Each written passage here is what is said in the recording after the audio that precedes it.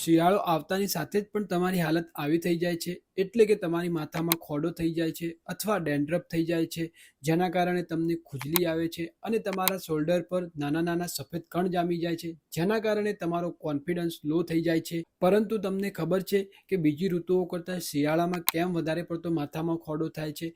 કારણ કે શિયાળામાં ઠંડી હવા અને સૂકી હવાના કારણે તમારા માથાની ત્વચા સૂકી થઈ જાય છે, જેના કારણે નેચરલ ઓઇલ ઓછું થઈ જાય છે. પરિણામે તમારી ત્વચા સૂકી થઈ જાય છે અને તે ડેન્ડ્રફમાં ફેરવાઈ જાય છે, જેના કારણે તમને માથામાં વધારે પડતો ડેન્ડ્રફ થાય છે. પરંતુ આ એકલું કારણ માથામાં ખોડો થવા માટેનું જવાબદાર નથી.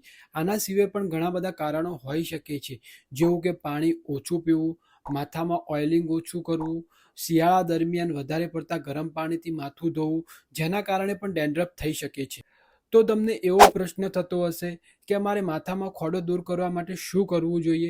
તો તમારે માથામાં ખોડો દૂર કરવા માટે અઠવાડિયામાં 2 થી 3 વાર નારિયેલ અથવા બદામના તેલથી માથામાં ઓઇલિંગ કરવું જોઈએ, વધારે પડતું પાણી પીવું જોઈએ, એન્ટી ડેન્ડ્રફ શેમ્પૂનો ઉપયોગ કરવો જોઈએ અને બને ત્યાર સુધી હુંફાળા ગરમ પાણીથી માથું ધોવું જોઈએ. અને હા, જો તમે નેચરલી તમારા માથાનો ખોડો અથવા ડેન્ડ્રફ દૂર કરવા માંગતા હો તો તમે અમારું homeopathic anti dandruff syrup use કરી શકો છો. અને જો આ સિરમ વિશે જો તમારે વધારે માહિતી જોઈતી હોય તો તમે મને DM અથવા વોટ્સઅપ પણ કરી શકો છો. Thank you.